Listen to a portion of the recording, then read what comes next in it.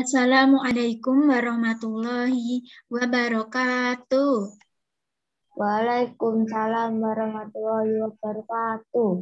Alhamdulillah, hari ini adalah hari pertama kita melakukan pelajaran Bahasa Indonesia di kelas 7 pada semester awal ini. Perkenalkan, nama Ibu Suwartiningsih yang akan mengajar mata pelajaran Bahasa Indonesia di kelas 7. Sebelum memulai pembelajaran hari ini, alangkah baiknya kita berdoa terlebih dahulu. Berdoa dimulai.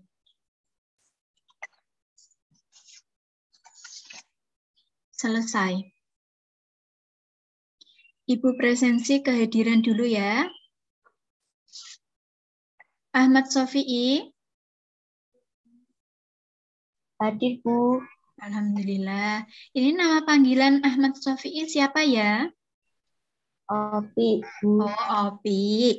Bagaimana kabar Opi hari ini?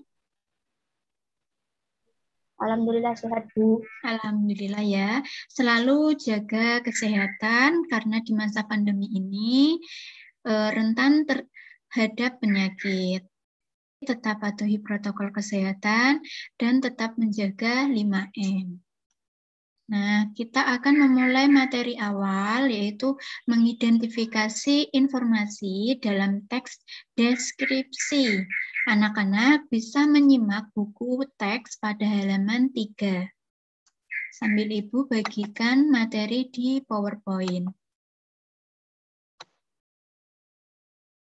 Apakah sudah muncul share screen-nya? Sudah. Sudah ya.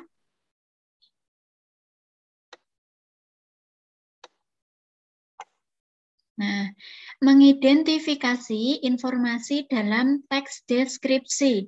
Ini adalah materi baru di kelas 7 yang mungkin sebelumnya waktu SD sudah pernah ada teks deskripsi, namun mungkin belum sekompleks pada pelajaran hari ini. Nah, kompetensi dasar yang akan kita bahas itu mengenai KD 3.1, mengidentifikasi informasi dalam teks deskripsi tentang objek atau sekolah, tempat wisata, tempat bersejarah, dan atau suasana pentas seni daerah yang didengar atau dibaca. Serta KD 4.1, menentukan isi teks deskripsi, objek, atau tempat wisata, tempat bersejarah, pentas seni daerah, kain tradisional, dan lain-lain yang didengar dan dibaca secara lisan, tulis, dan visual.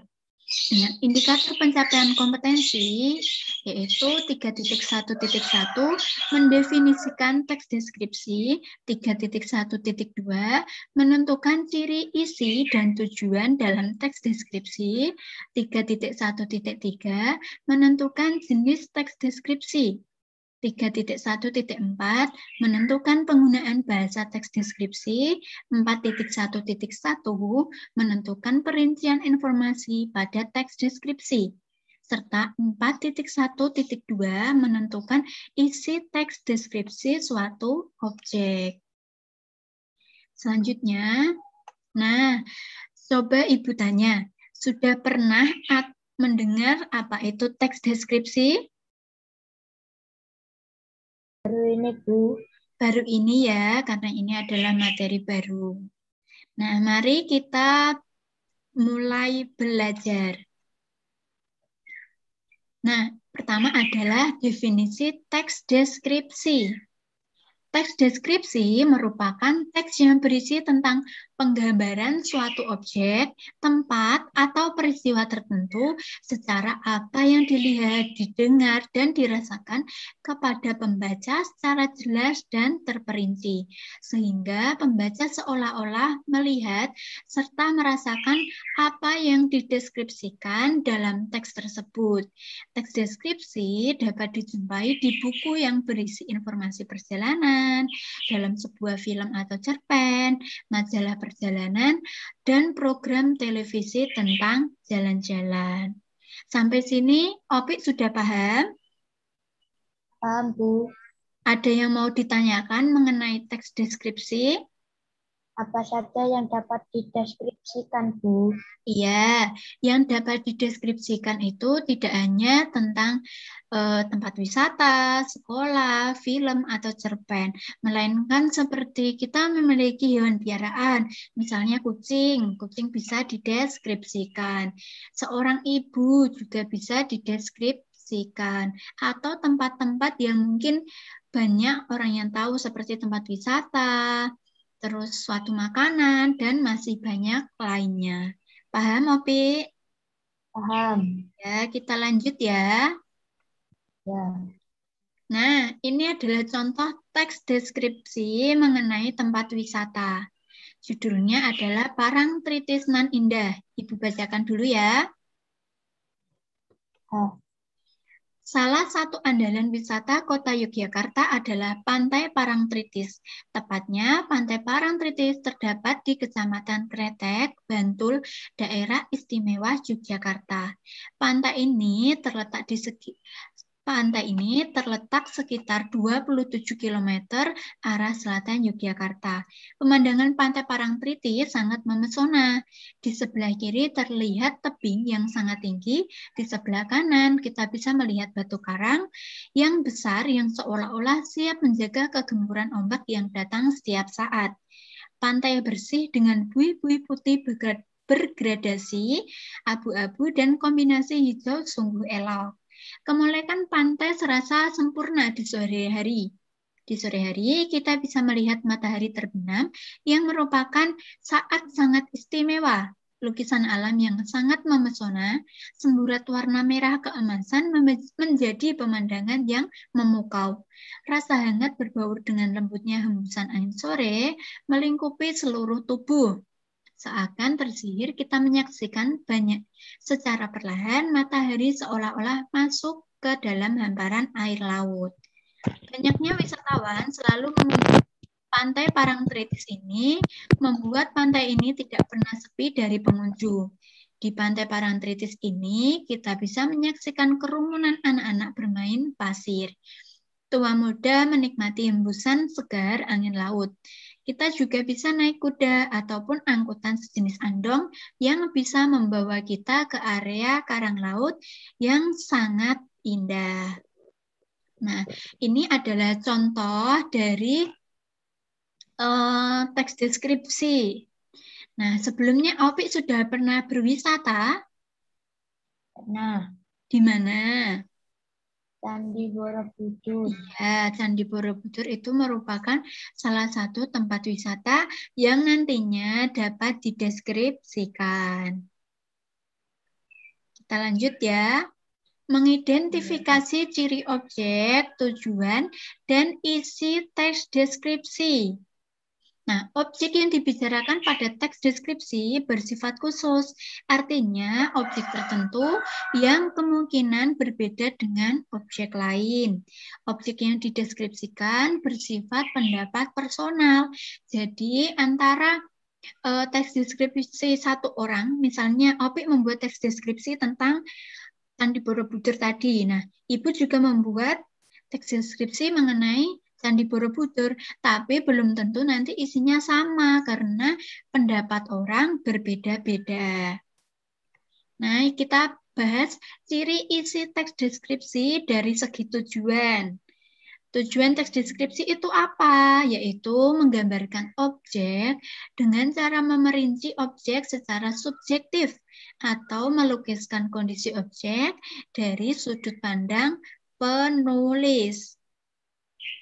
Teks deskripsi bertujuan untuk menggambarkan atau melukiskan secara rinci dan penggambaran sekongret mungkin suatu objek atau suasana perasaan sehingga pembaca seakan-akan melihat, mendengar, mengalami apa yang dideskripsikan. Makanya seperti tadi yang di Parangtritis, nah di sore hari kita bisa melihat matahari terbenam. Nah, ini kan seakan-akan pembaca diajak dan bisa melihat matahari terbenam di Parangtritis. Sampai sini paham? Paham. Paham, alhamdulillah. Kita lanjut. Ciri objek yang dideskripsikan. Nah, objek yang dibicarakan pada teks deskripsi bersifat khusus. Seperti tadi, khusus objek tertentu yang kemungkinan berbeda dengan objek yang lain. Objek yang dideskripsikan juga bersifat personal, personal dari pendapat. Ciri ini tergambar pada judul berisi objek pada konteks tertentu. Contohnya pada halaman 4 ada teks deskripsi si Bagas kucingku. Pada halaman 5 ada teks deskripsi ibu kebanggaanku. Nah, itu adalah contoh-contoh teks deskripsi yang berisikan objek tertentu. Objek tertentunya tadi, Bagas si kucingku, bukan nama kucing lain. Nah, ibu kebanggaanku. Berarti ibu saya, bukan ibu orang lain. Yang dimaksud seperti itu. Hal yang dibicarakan khusus kucing bernama Bagas yang kemungkinan memiliki sifat yang berbeda dengan kucing-kucing yang lain.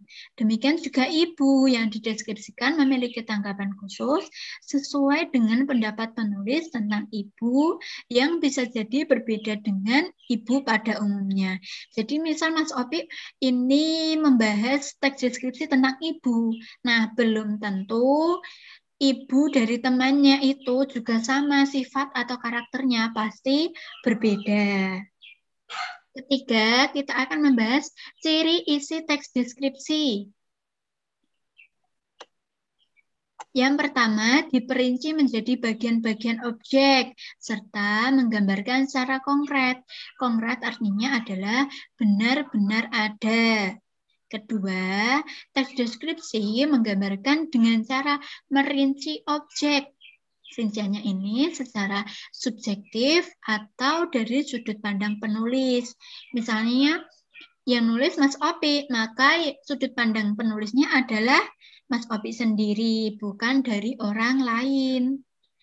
Yang ketiga, isi teks deskripsi bersifat personal dengan kandungan emosi, sehingga menggunakan kata-kata emosi yang kuat. Emosi di sini yang dimaksud itu bukan emosi marah-marah loh ya, tapi emosi yang bersifat ekspresif. Misalnya tadi, kata-kata yang cantik, elok, nah itu adalah salah satu contoh kata yang mengandung emosi atau emosi dalam arti ekspresif. Paham, Mas Sopi? Paham. Paham. Nah, selanjutnya ada jenis-jenis teks deskripsi. Ditinjau dari bentuknya, teks deskripsi dibedakan menjadi dua kategori. Apa saja, Mas Sopi, dibacakan? Teks deskripsi berdiri sendiri sebagai teks. Teks deskripsi yang menjadi bagian teks lain. Iya, betul. Teks deskripsi itu berdasarkan bentuknya dibedakan menjadi dua kategori.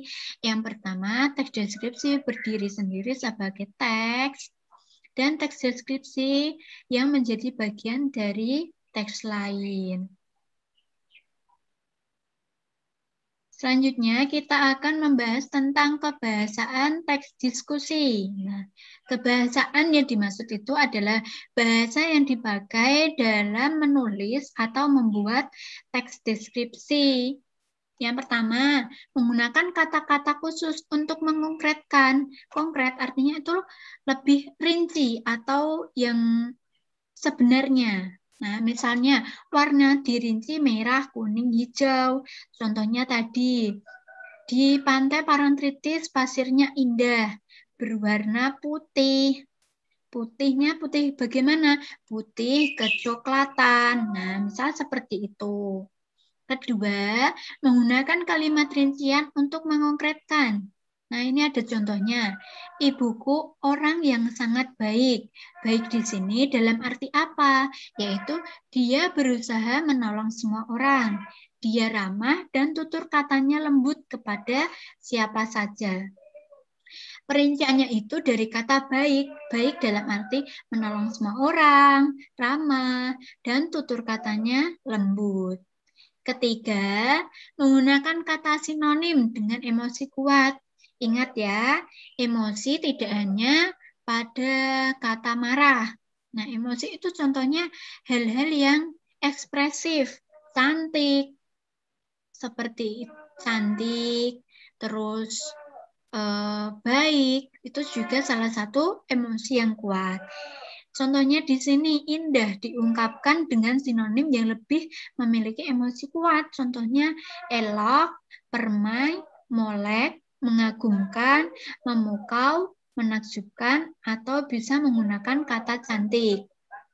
Nah, yang keempat, menggunakan majas untuk melukiskan secara konkret. Majas itu adalah pilihan bahasa yang indah. Bisa digunakan untuk memperindah suatu bahasa. Contohnya, pasir pantai lembut seperti bedak bayi. Nah, perumpamaan. Kan aslinya pasir pantai itu tidak selembut bedak bayi ya, karena teksturnya berbeda. Hanya saja ini penggunaan bahasa untuk memperindah suatu teks. Kelima, menggunakan kalimat rincian. Nah, contohnya, terumbu karang berwarna-warni. Rinciannya, ada terumbu karang berwarna orange, abu-abu muda, dan hijau muda. Itu contoh dari perincian kalimat. Keenam, menggunakan bahasa ekspresif sehingga pembaca seolah-olah melihat, mendengar, dan merasakan apa yang dideskripsikan. Contohnya seperti pada teks deskriptif tadi, Parangtritis. Seolah-olah pembaca itu dapat melihat bahwa matahari tersebut terbenam. Yang terakhir, teks deskripsi yang memunculkan kata ganti orang. Nah, di dalam teks deskripsi tersebut pasti menggunakan kata ganti orang. Misalnya, ibuku, kucingku, terus dia, ia, tempat itu juga bisa disebut kata ganti orang. Sampai sini paham? Ada yang mau ditanyakan? Tidak ya. Kita lanjut di materi yang terakhir. Menentukan isi teks deskripsi. Menentukan perincian informasi pada teks deskripsi dengan cara membaca atau mendengarkan apa yang akan dideskripsikan. Nah, nanti anak-anak bisa menyimak video yang akan Ibu tayangkan, dan setelah menyimak, silakan sampaikan informasi apa saja yang terdapat di dalam video tersebut. Nanti, sembari anak-anak melihat video tersebut, anak-anak bisa mencatat informasi apa saja yang terdapat di dalam video tersebut. Paham? Jadi, Ibu akan menayangkan video untuk dideskripsikan. Dipersiapkan bukunya ya. Ya.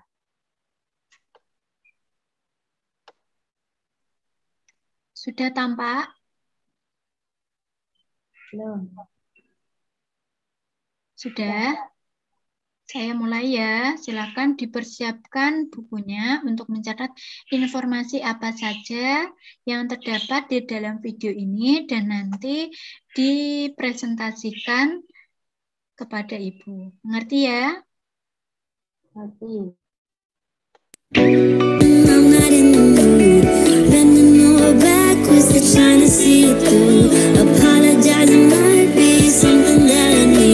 Jadi di sini ada spot-spot foto yang cukup instagramable sekali.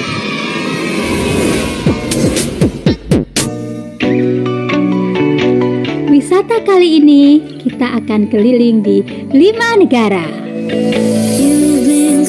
Untuk bisa ke sini, kalian cuma keluarkan uang Rp15.000. Lokasi ini berada di kawasan Grand Maira Kaca. Ini adalah taman mini yang berada di Jawa Tengah. Alamatnya di Jalan Puri Mairokojo, Tawangsari, Kecamatan Semarang Barat, Kota Semarang, Jawa Tengah.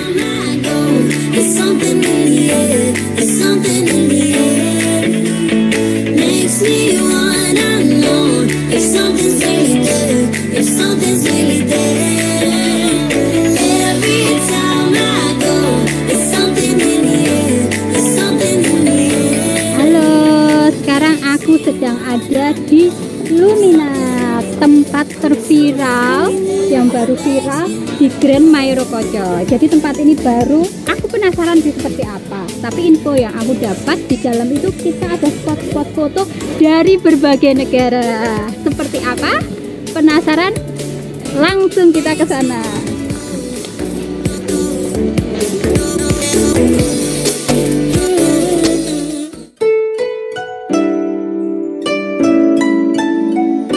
Sekarang kita sudah berada di Jepang.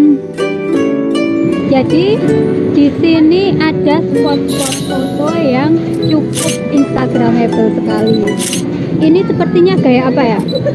Gaya Jepang, Cina, atau Korea? Kalian lihat sendiri kayak apa ini. Kita lanjutkan lagi ke negara berikutnya. Sekarang kita ada di Meksiko. Di sini kalian bisa merasakan suasana seperti di Meksiko. Bahkan kalian juga bisa naik ke atas untuk mendapatkan spot foto yang instagramable. Asik kan?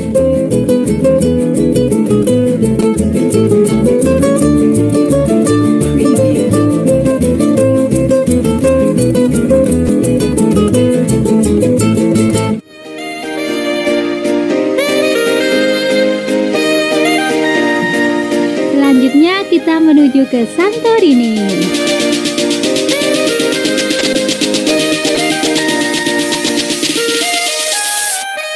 Katanya Santorini terkenal dengan pariwisatanya. Ini dia contoh bangunan di sana.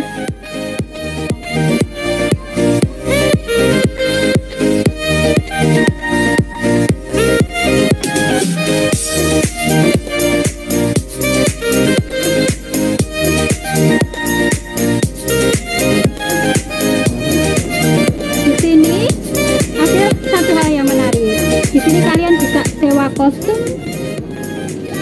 ala-ala Jepang, ala Venezuela, hanya dengan harga 25.000 kalian dapat berfoto-foto selama 30 menit saja.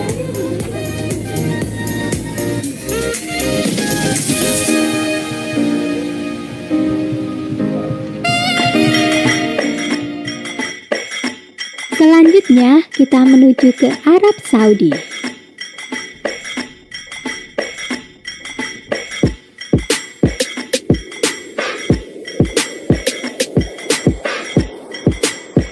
Kalian tidak usah jauh-jauh untuk bisa keliling di 5 negara. Karena di Lumina Grand Mayrokocho sudah menyediakan semuanya untuk kalian yang hobi berfoto instagramable.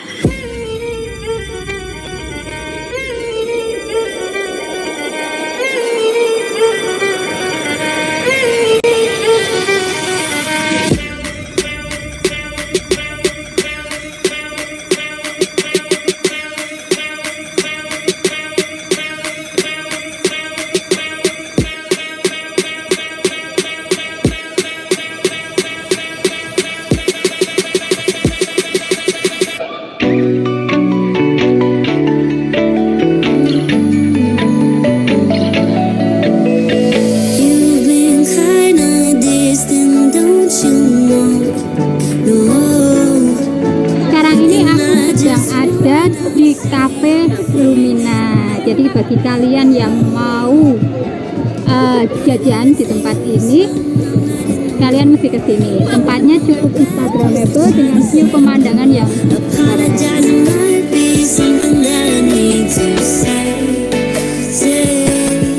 Di tempat ini kalian bisa wisata air berkeliling dengan menggunakan perahu mesin atau perahu sampan. Dan untuk harga tiketnya cuma Rp10.000.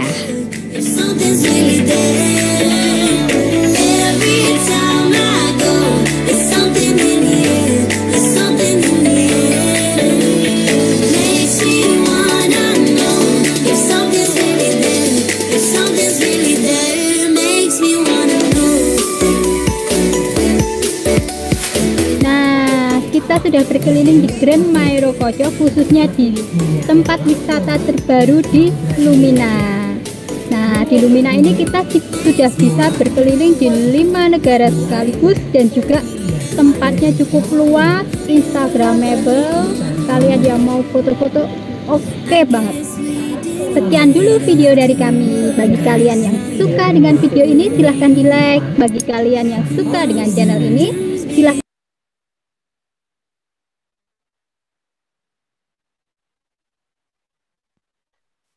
Nah, sudah ya, Ibu kasih waktu 5 menit untuk mempersiapkan presentasi hasil kalian menemukan informasi di dalam teks deskripsi tersebut. Dipelajari dulu, nanti dipresentasikan ya. Ya, Bu.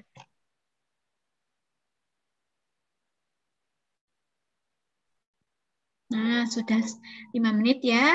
Ibu akan memanggil salah satu anak untuk mempresentasikan hasil mengidentifikasi informasi yang terdapat di dalam teks deskripsi tersebut yang tadi itu berjudul Grand Lumina Mairokocho berkeliling 5 negara. Coba Opi untuk membacakan hasil mengidentifikasinya.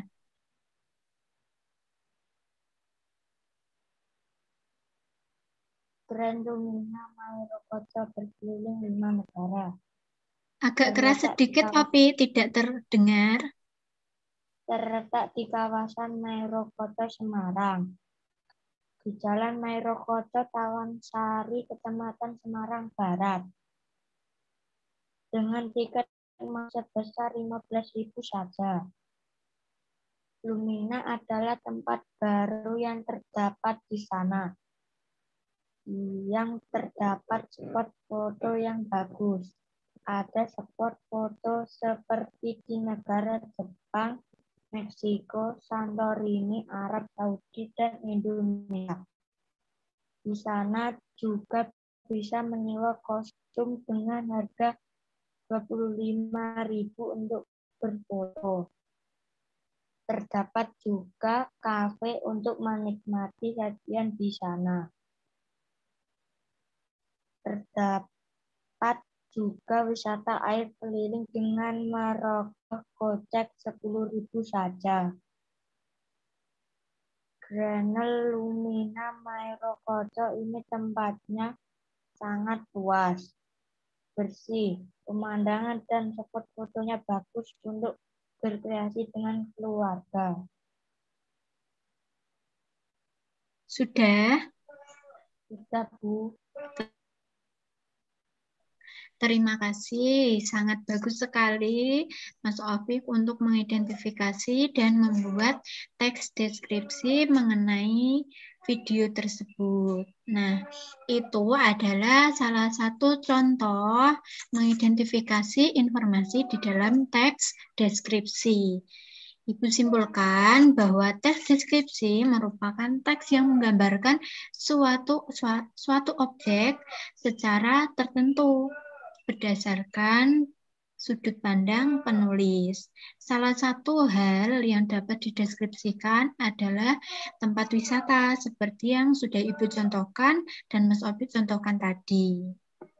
Nah, itu merupakan materi mengidentifikasi informasi di dalam teks deskripsi. Apakah ada pertanyaan? Tidak ya, berarti sudah paham. Untuk minggu depan, anak-anak Ibu tugaskan untuk mencari teks deskripsi yang berkaitan dengan sekolah. Untuk minggu depan ya. Paham? Paham. Ya. Ibu tutup pembelajaran pada hari ini.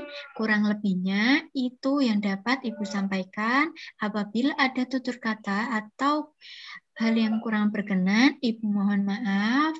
Kita tutup pembelajaran pada hari ini dengan bacaan hamdalah bersama-sama.